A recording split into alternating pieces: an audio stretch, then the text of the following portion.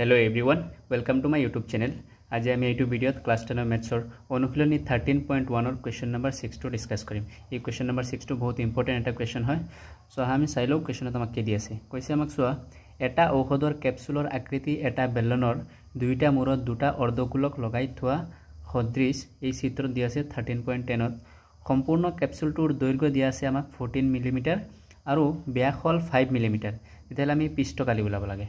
ঠিক আছে, এতিয়া চোৱা ইয়াত আমাকে এটা ক্যাপসুল দি আছে। এটো হল আমাৰ ক্যাপসুল। এই ক্যাপসুলত কি কৈছে বেলনৰ দুইটা মূৰত দুটা অৰ্ধগোলক আছে। ঠিক আছে, সো সাপোজ ধৰা এইটো বেলন আমাৰ। ঠিক আছে, এইখিনি লৈকে হল আমাৰ এটা বেলন আৰু এই বেলনৰ দুইটা মূৰত চোৱা দুটা অৰ্ধগোলক আছে। এইটো এটা অৰ্ধগোলক পালো আমি আৰু এটা অৰ্ধগোলক চোৱা আমাক এইটো আছে। এতিয়া আমি এই ক্যাপসুলটোৰ পৃষ্ঠকালি উলাব লাগে। ক্যাপসুলটোৰ পৃষ্ঠকালি আমি কেনেকৈ উলিয়াম? সো আমাক ইয়াতে এটা বেলন আছে। আমি কি কৰিম প্ৰথমতে বেলনৰ পৃষ্ঠকালি উলিয়াম। ঠিক আছে, বেলনৰ অনলি বক্ৰ পৃষ্ঠকালি উলিয়াম। ঠিক আছে, আৰু কি কৰিম এইটো অৰ্ধগোলকৰ পৃষ্ঠকালি আৰু এইটো এটা অৰ্ধগোলক, দুটা অৰ্ধগোলক আছে। এই দুইটা অৰ্ধগোলকৰ বক্ৰ পৃষ্ঠৰ কালি আমি যোগ কৰি দিম। বেলনৰ পৃষ্ঠকালিৰ লগত এই দুইটা অৰ্ধগোলকৰ পৃষ্ঠকালি যোগ কৰিলে আমি কি পাই যাম ক্যাপসুলটোৰ পৃষ্ঠকালি পাই যাম। এতিয়া চোৱা বেলনৰ পৃষ্ঠকালিৰ ফৰ্মুলা আমাক আছিল 2 পাই r আৰু h। ঠিক আছে, 2 পাইৰ মান আমি জানো 22/7, r ৰ মান আমি উলাব লাগে আৰু h ৰ মান উলাব লাগে। h মানে কি বেলনৰ উচ্চতা আৰু অৰ্ধগোলকৰ বক্ৰপৃষ্ঠকালি ফৰ্মুলা আছিল 2 পাই r স্কয়াৰ। ঠিক আছে, এটা আমাক ব্যাসাৰ্ধ লাগবে। ব্যাসাৰ্ধ আমি কেনেকৈ উলিয়াম চোৱা কোৱেশ্চনত চোৱা ইয়াত আমাক দিয়া আছে ব্যাস 5 মিলিমিটাৰ। চোৱা কোৱেশ্চনত দিয়া আছে ব্যাস যদি 5 মিলিমিটাৰ হয় তেতিয়াহলে আমি ব্যাসাৰ্ধ জানো কি হ'ব ব্যাসৰ আধা হ'ব ব্যাসাৰ্ধ। তেতিয়াহলে আমি ব্যাসাৰ্ধ কিমান পাম 5/2 পাই যাম। ঠিক আছে, এতিয়া ব্যাসাৰ্ধ আমি পাই গৈছো।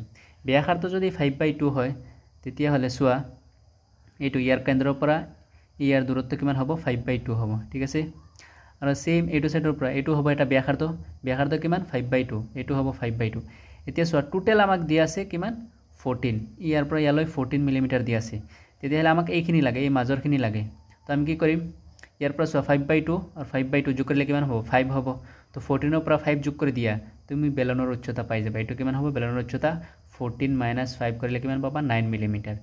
এতিয়া চোৱা আমাৰ হাতত r আছে h আছে। তেতিয়াহলে আমি কি কৰিম ফৰ্মুলাত বহুৱাই জাস্ট বেলক এটা উলাই দিয়া। সো প্ৰথমত লিখা কি দিয়া আছে। ঠিক আছে, সো প্ৰথমত আমি চোৱা লিখিছো ইয়াতে আমাক চোৱা কোৱেশ্চনত ব্যাস দি আছে 5 মিলিমিটাৰ। তো আমি লিখিছো ব্যাস 5 মিলিমিটাৰ। তেতিয়াহলে আমি ব্যাসাৰ্ধ আমি জানো ব্যাসৰ আধা হ'ব ব্যাসাৰ্ধ 5/2 হ'ব। আৰু বেলনৰ উচ্চতা আমি কেনেকৈ উলাইছো চোৱা এই টোটাল উচ্চতা আমাক দি আছে 14। টোটালৰ পৰা 14 ৰ পৰা আমি কি কৰিছো ইয়াৰ পৰা 5/2 মাইনাস কৰিলে কিমান হৈ যাব। তো 14 - 5 কৰিলে 9 মিলিমিটাৰ হ'ব 9 mm। ঠিক আছে, এটো হ'ব আমাৰ বেলনৰ উচ্চতা। এতিয়া আমি ব্যাসাৰ্ধ হ'ব আমাৰ r। ঠিক আছে, r ব্যাসাৰ্ধ কিমান 5/2।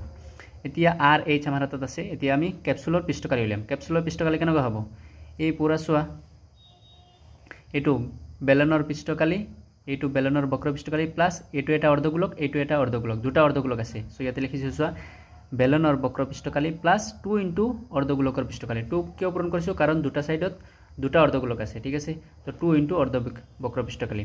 এতিয়া বেলনৰ বক্ৰ পৃষ্ঠকালি ফৰ্মুলা কি আছিল 2 পাই r h, এইটো হল ফৰ্মুলা।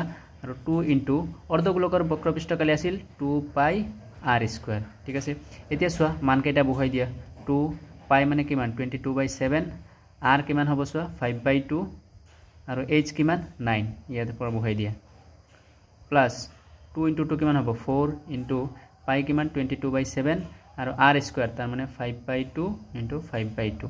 এতিয়া চোৱা এইটো কাটাকাটি কৰা আনসাৰ ওলাই যাব 2 দি 2 কাটি দিয়া। ঠিক আছে, তো 2 দি 2 এই 2 কাটিছো 2 2 গুণ কিমান 4 আৰু এই 4 কাটি দিলো। ঠিক আছে, এতিয়া চোৱা আমাৰ হাতত কি বাকি থাকিল। এতিয়া চোৱা কি কৰিম চোৱা ইয়াতে আছে আমাৰ 22/7, ইয়াতেও আছে 22/7। তো কি কৰা 22/7 টো কমন লৈ দিয়া 22/7 কমন লৈ দিয়া। ইয়াতে কি থাকিবে চোৱা এই 5 আছে আৰু 9 আছে 5 9 গুণ কিমান 45 প্লাস ইয়াত চোৱা কি থাকিল এই 5 আৰু 5 5 5 গুণ কিমান 25। এতিয়া চোৱা এটো কিমান হ'ব 22/7 আৰু এটো কিমান হ'ব সো 45 আৰু 25 50 প্লাস 20 কিমান হ'ব 72। 7 1 গুণ 7 7 10 গুণ কিমান 70। চোৱা 22 10 ৰ লগত পূৰণ কৰিলে কিমান পাবা 22 10 220 মিলিমিটাৰ পৃষ্ঠকালি 220 মিলিমিটাৰ স্কয়াৰ। এইটোৱে হল ফাইনাল আনসাৰ। সো নেক্সট ভিডিওত আমি কুৱেশ্যন নম্বৰ 7 টো সলভ কৰিম। সো যদি ভিডিঅ'টো ভাল লাগিছে তেতিয়াহ'লে চেনেলটো সাবস্ক্ৰাইব কৰি ৰাখি দিয়া। Thank U.